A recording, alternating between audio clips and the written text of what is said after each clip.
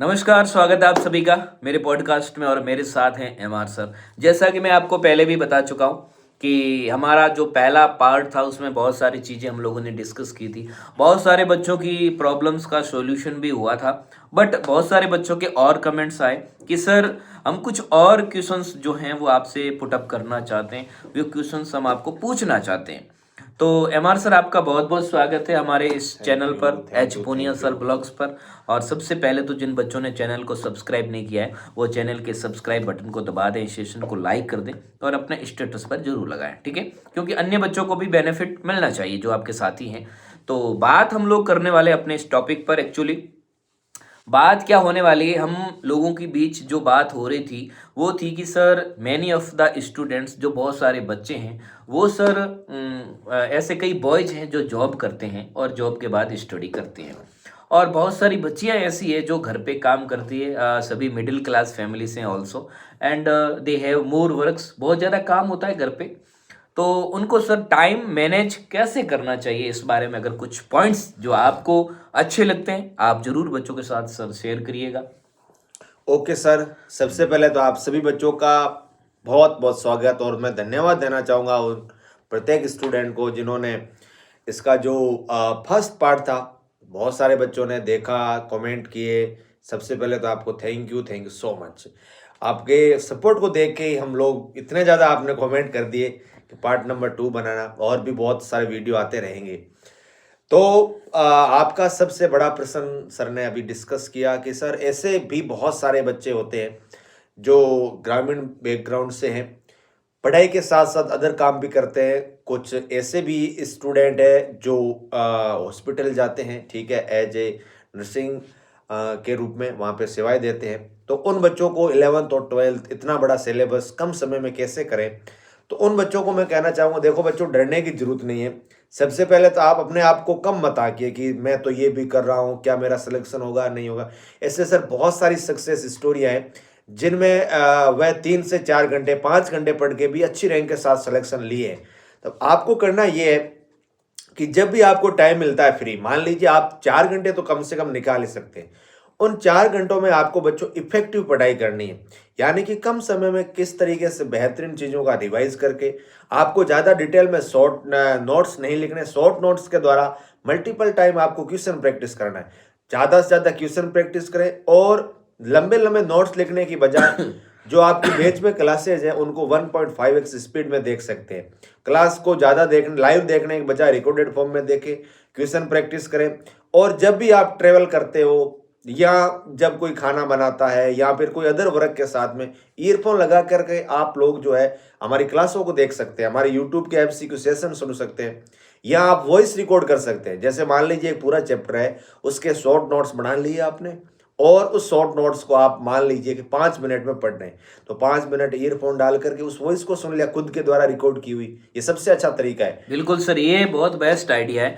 पहली बात तो जो बच्चे जॉब करते हैं हाँ, वो लाइव क्लास तो बिल्कुल कोई जरूरी नहीं है। जरूरी लाइव नहीं है क्लास, सर, बिल्कुल। लाइव क्लास उन बच्चों के लिए जो बिल्कुल फ्री रहते हैं हाँ, कि अब क्लास घर पे कोई काम नहीं, आप लोग यूं ही बैठे हैं, तब आप लाइव जरूर देखा करें। बिल्कुल। और इसके अलावा जो जॉब पे जाते हैं तो वो लाइव क्लास का बिल्कुल ना सोचें, रिकॉर्ड क्लास को 1.5 में देख लें।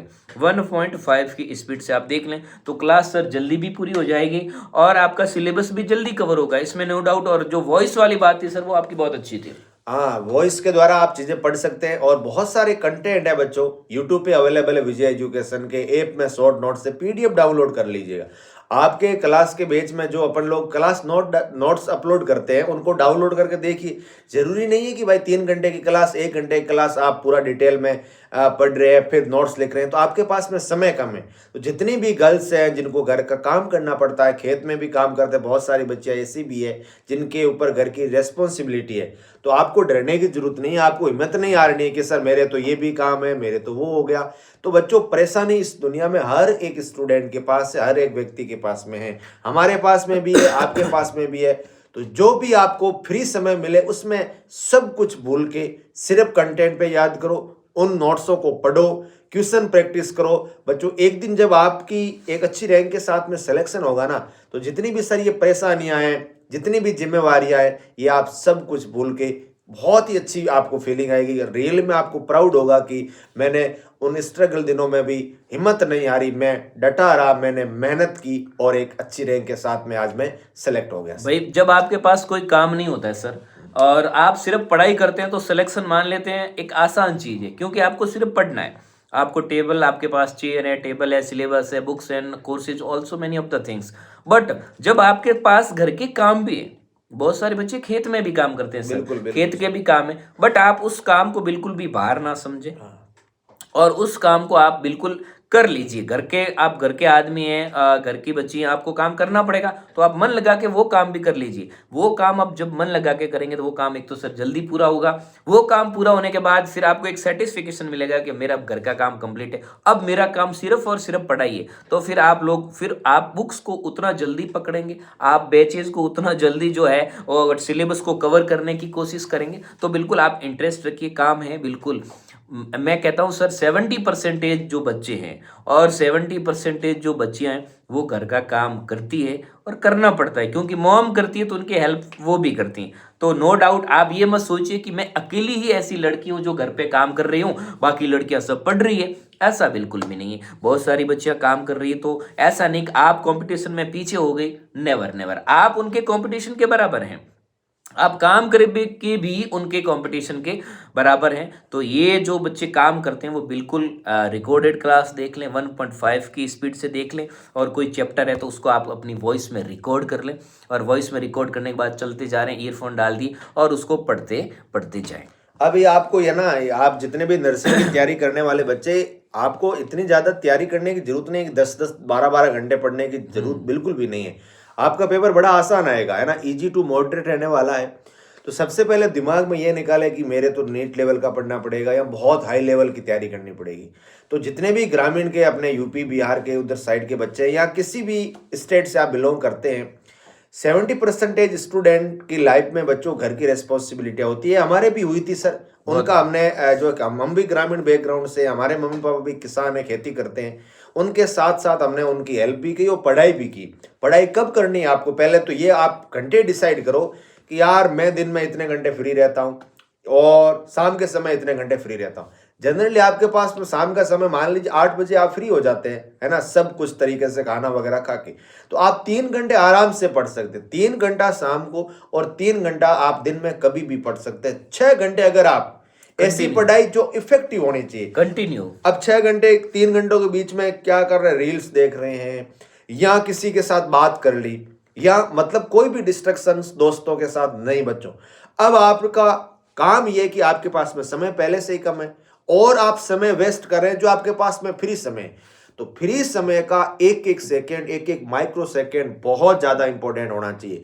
जो बच्चा लाइब्रेरी में जाता है, आपने भी बहुत सारे देखते हो, तो उनको देख के आपको डिमोटिवेट नहीं होना है। आपको समझिए उसकी लाइफ अलग है, आपकी लाइफ अलग है, और आप अपनी लाइफ खुद चेंज कर सकते हैं। मम्मी पापा की कोई गलती नहीं है, वो सिर्फ आपको पढ़ा रहे हैं। उनकी लाइफ चेंज करना आपके हाथ में है, और वह बच्चों केवल मेहनत से की जा सकती है, इन चीजों को बार बार पढ़ के रिवाइज करके।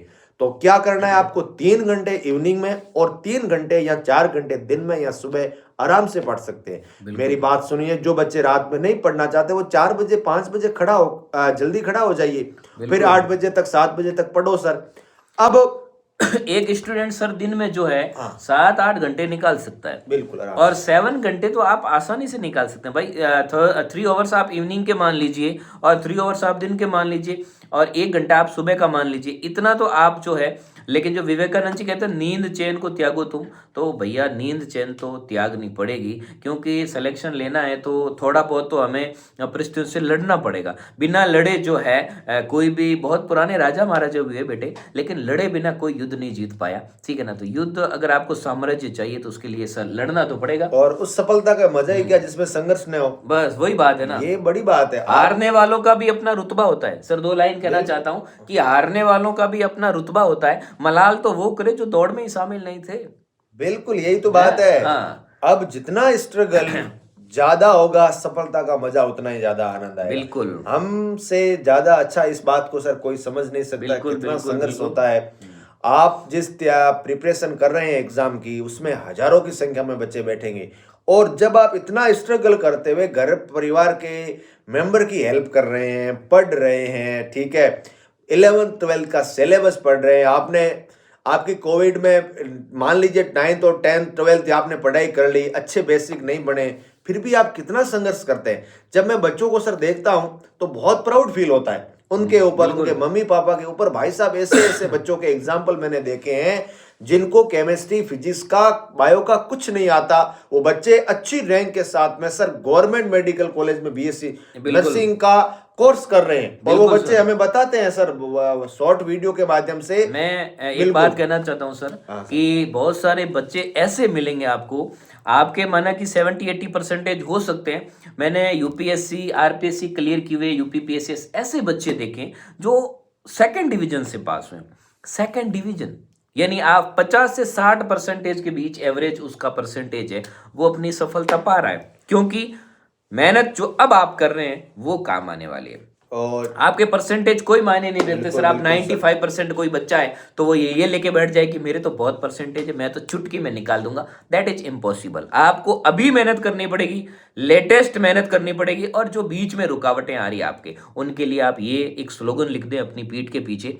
आप ये स्लोगन लिखें कि तुम जलन बरकरार रखो, हम जलवा बरकरार रखेंगे। क्यों सर, जलने वालों के लिए ये लाइन ठीक है, तुम जलन बरकरार रखो, हम जलवा बरकरार रखेंगे।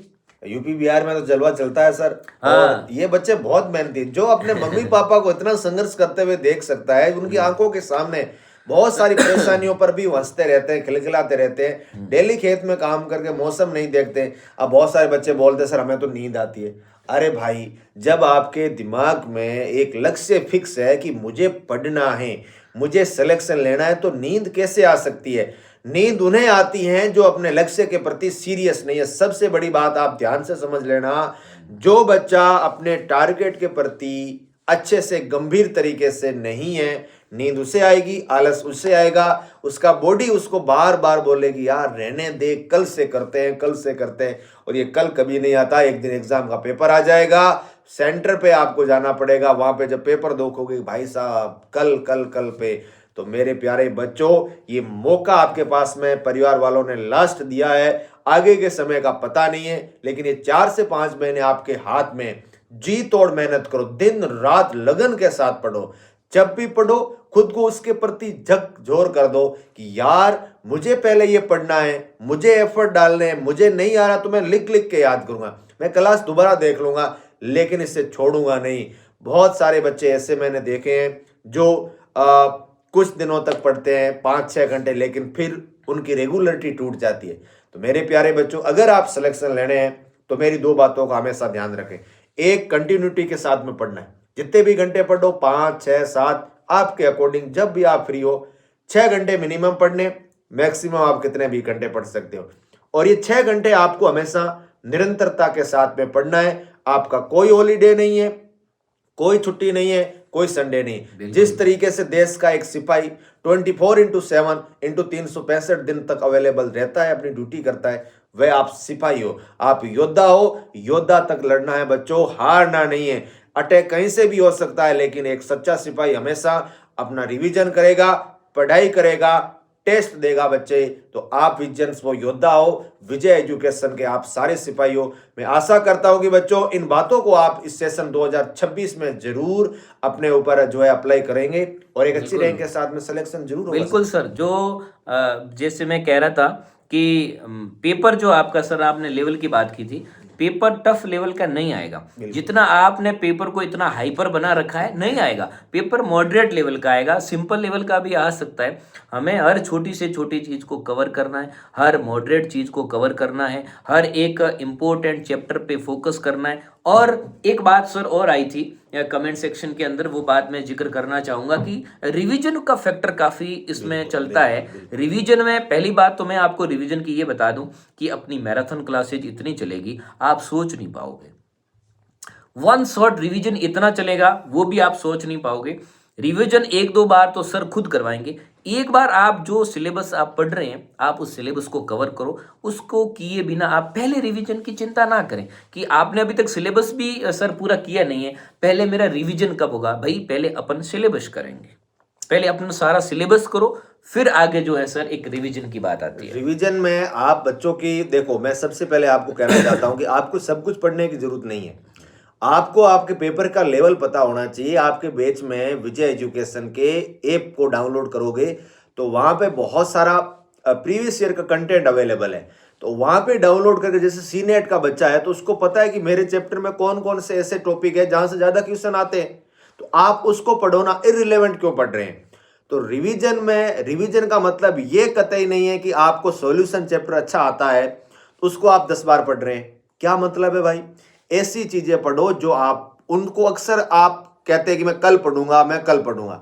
इजी तो हर कोई पढ़ के जाता है, मजा तो तब है जब टफ चैप्टर को, ऐसे चैप्टर जिनको दूसरा कोई नहीं पढ़ता है और आप मल्टीपल टाइम पढ़ के आगे बढ़ते हैं। यही तो कंपटीशन है। अब सब जब पढ़ के चले गए तो वो किस बात का, अलग करो। तो मैं ये कहना चाहता हूं रिवीजन में वह चैप्टर बार बार पढ़ें जो एग्जाम में ज्यादा आता है, जो आपको कम याद रहता है या जिसको आप ज्यादा भूलते हैं। तो रिवीजन के 1 घंटा हमेशा फिक्स कर लो। आप अपनी पढ़ाई को डिवाइडेड कीजिए। 6 घंटे का मतलब ये नहीं कि 6 घंटे क्लास से देख ली, नहीं मेरे प्यारे बच्चे। 6 घंटे को 4+2 के इस सीक्वेंस में तेरे को अप्लाई करना है। 2 घंटे आपको हमेशा एमसीक्यू प्रैक्टिस और रिवीजन के लिए रखो। 4 घंटे आप अपने नोट्स बनाओ। आप अपना डेली का जो क्लास में हमने लाइव पढ़ाया बैच में उसको रिवाइज करो। और 2 घंटे क्वेश्चन प्रैक्टिस के लिए मिनिमम 50 क्वेश्चन डेली का फिक्स टारगेट बना लो। बिल्कुल बिल्कुल, ये एक फैक्टर मेन काम करता है। सर ने जो बात बताई है, आपने टॉपिक पढ़ लिया, आपको उसके क्वेश्चन पेपर क्वेश्चन सॉल्व करने पड़ेंगे। आप उस टॉपिक में से देखिए कि प्रीवियस ईयर पेपर में उस टॉपिक में से कौन सा सवाल आया है, और ये सवाल जब पिछली बार पूछा गया है तो इस बार इस टॉपिक से क्या सवाल पूछा जा सकता है। आप खुद उस पर एनालाइज कर सकते हैं कि भाई ये टॉपिक मैंने पढ़ लिया, चलो मैं एक बार क्वेश्चन निकाल देता हूँ। आप उसके अपने विजय एजुकेशन की बुक है या यानी आपके पास जो भी बुक है उसमें उस चैप्टर के सारे क्वेश्चन कर लीजिए। आपने उसके सारे क्वेश्चन कर लिए, अब करने के बाद आप प्रीवियस ईयर का पेपर देख लीजिए, 2 मिनट लगेगा कि पिछली बार इसमें से क्या प्रश्न आए सर, और उसके आधार पर कि इस बार ये भी पूछा जा सकता है, उसको याद करिए। याद नहीं हो रहा तो रट्टा मारिए, उसको लिख लिख के याद करिए, उसको दोबारा पढ़िए, कैसे भी करके हमें वो याद करना है, क्योंकि हमें तो सिलेक्शन लेना है। क्या लेना है बेटे? सिलेक्शन लेना है। इस बात को ध्यान रखना कि आपके लिए हर उस घर में, जो लाइन में कहता हूँ सर की, हर उस घर में मिठाई जानी चाहिए जिसने कहा था तुमसे नहीं होगा। हर उस रिश्तेदार को, हर उस व्यक्ति को जो तिरछी नजरों से आप पर देखता है, कहीं इसका सिलेक्शन हो गया तो। खुद के बेटे बेटी तो घूमते हैं, खुद के बेटे बेटी का पता नहीं है, लेकिन आपका सब कुछ पता है कि ये कहाँ रहता है, कहाँ रहती है, दिखती नहीं है, क्योंकि वो पढ़ती है, वो अपने लक्ष्य के प्रति अडिग है। वो लड़का अपने टारगेट्स को लेकर के बहुत ज़्यादा लगा हुआ है कि मेरा टारगेट मुझे पूरा करना है। तो दुनिया की नज़रों को जाने दीजिए, उनको कह दो कि तुम जलन बरकरार रखो और हम सर जलवा बरकरार रखेंगे विजय से। नाम में जीत है भाई, नाम में जीत है तो फिर विजय आपकी निश्चित है। और जो अपना और सर कुछ 2 लाइनें अगर आप कहना चाहें कह सकते हैं। बिल्कुल बिल्कुल सर। बच्चों यही है भाई आज के वीडियो का मुख्य पॉइंट, कि आपको जितना भी समय मिले मोर देन सफिशिएंट है। आप बार बार खुद को डिमोटिवेट मत कीजिए, यार मैं तो ये कर रहा हूँ, मेरा होगा कि नहीं होगा। अरे होगा नहीं होगा भाई साहब, ये आपके एफर्ट पे डिपेंड करता है, आप कितने अच्छे से मेहनत करते हैं। जितने भी घंटे, 4 घंटे, 5 घंटे, 6 घंटे मिले, उसमें मन लगा के पढ़ाई करो, जी तोड़ मेहनत करो बच्चों, है ना। उनमें अपने आप को झकझोर कर दो कि जब एग्जाम के दिनों में होंगे तो हम आपकी पूरी जिम्मेवारी लेते हैं। पूरा सिलेक्शन कराना, सिलेबस रिवाइजन कराना मैं जिम्मेवारी लेता हूं, हमारी पूरी टीम रेस्पॉन्सिबिलिटी लेती है। आपका काम है 5 से 6 घंटे पढ़ो बच्चों, रिवीजन थोड़ा सा ज्यादा करो। देखो चीजें बार बार पढ़ने के बजाय है कि हम लोग क्वेश्चन प्रैक्टिस करें। आप है ना, एक दिन में एक ही सब्जेक्ट मत पढ़े, कम से कम 3 से 4 सब्जेक्ट जरूर पढ़े। आप 2 घंटे एक सब्जेक्ट पढ़ ही नहीं सकते, 1 घंटे पढ़ो, फिर केमिस्ट्री पढ़ लो, फिर फिजिक्स पढ़ लो। तो हर सब्जेक्ट पढ़िएगा, हर सब्जेक्ट का वेटेज प्यारे बच्चे एग्जाम में ऐसा कभी नहीं होता कि एक चैप्टर से 5 से 6 क्वेश्चन आते, नहीं होता। प्रत्येक चैप्टर का वेटेज है। रिवीजन 2 घंटा करें, 50 क्वेश्चन प्रैक्टिस करें, जो भी समय मिलता है उसमें खुद को झकझोर एफर्ट डालिएगा बच्चे, सिलेक्शन होगा, 100% होगा, ये मैं आपसे और वादा सर करता क्वेश्चन हूं। प्रैक्टिस की बात करूं तो क्वेश्चन प्रैक्टिस तो अपने जैसे प्रोटोन सीरीज चलती है, हाँ। इसमें सर क्वेश्चन कितने करवाते हैं? ये सारे क्वेश्चन जो आपके इस सेशन में आते हैं यूट्यूब पर, YT पर जो लाइव आते हैं, वो प्रीवियस ईयर के क्वेश्चंस होते हैं। और ऐसे क्वेश्चन जो इस साल आ सकते हैं उन क्वेश्चन को लेकर के सर और उनका एनालाइज कितना करते हैं, तो उससे वो भी आपका एक प्रकार का रिवीजन है। आपकी वाईटी की जो यूट्यूब की क्लास है वो that is a type of revision, और आगे वन शॉट चलेगी वो भी आपका रिवीजन होगा। तो ऐसी बहुत सारी चीज़ें रिवीजन के रूप में आने वाली है, आप भी करते रहिए। 2 कदम आप चलिए, 2 कदम हम चलेंगे, और निश्चित ही हम लोग सर कहाँ चले जाएंगे, मंजिल की ओर। मंजिल और मंजिल आप को कुछ फतेह 2 करें। लाइनें सर मोटिवेशन ठोक दीजिएगा बच्चों के लिए। बिल्कुल, मोटिवेशन के लिए तो मुझे ज़्यादा लाइनें नहीं आती हैं, लेकिन मैं बच्चों काम पे ज़्यादा फोकस करता हूँ। देखिएगा, अगर आप मेहनत करते हैं तो मोटिवेशन का एग्जाम्पल बनिए, खुद को मोटिवेट रखिए। बिल्कुल। देखो, ये जितने भी है आप मोटिवेशनल के लिए वीडियो देखते हैं, ये मैं इनको कुछ नहीं मानता, कोई मतलब नहीं उन चीज़ों का। अगर आप खुद में सेल्फ मोटिवेटेड है, सेल्फ मोटिवेटेड बनिए, लोग आपको देख के, आपकी पॉजिटिव सोच को देख करके मोटिवेट हो जाए प्यारे बच्चों। बिल्कुल, मैं कहता हूं सर, मिडिल क्लास के बच्चों को मोटिवेशन की कहाँ जरूरत है। आपकी माँ जो घर में काम कर रही है, देखो कहीं से उसके साड़ी का पल्लू जो फट गया है, आपके पिताजी जो खेत से काम करके लौटे, उनकी बनियान में कितने छेद हैं। क्या ये मोटिवेशन से कम है क्या?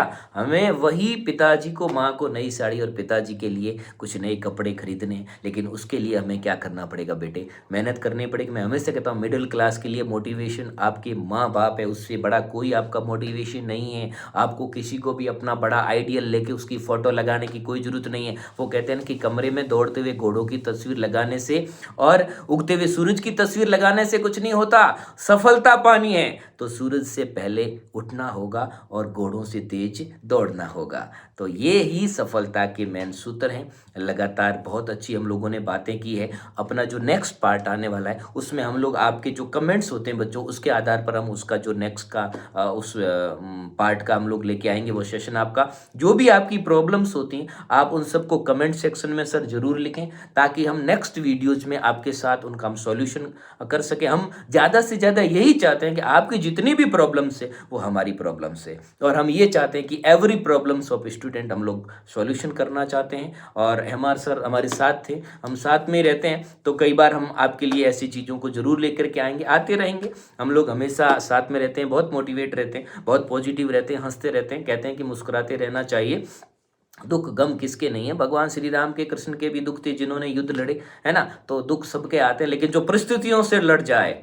देखो, एक पत्थर होता है ना जो चोट सहन कर लेता है, और एक पत्थर चोट सहन नहीं कर सकता। एक पत्थर जो चोट सहन कर लेता है वो मूर्ति बन जाता है।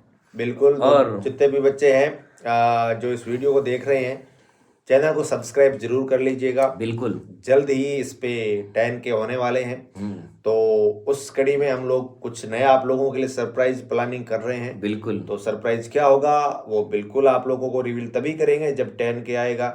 सारे स्टूडेंट इस चैनल को शेयर कर दीजिएगा, सब्सक्राइब कर दीजिएगा। ऐसे बहुत सारा कंटेंट, मोटिवेशनल बातें हमारी जर्नी के बारे में यहाँ पे मैं शेयर करूँगा। बिल्कुल, पढ़ाई के साथ साथ आपको अलग चीज़ों के बारे में रूबरू करेंगे कि आगे कैसे डिसीजन लेना चाहिए, लाइफ में क्या करना चाहिए, ठीक है, अपनी पर्सनैलिटी को किस तरीके से इम्प्रूवमेंट करें, ये सारी बातें हम आपको बताने वाले हैं। विजय सर, मैं, अपने H Poonia sir, GS sir, हमारी पूरी टीम आपके साथ में यहाँ पे इस चैनल पे मिलने वाली है। पढ़ाई के इतर ऐसी बातें जो आपके जीवन को सफल बनाने के लिए बहुत ज़रूरी है, उनका डिस्कशन होगा।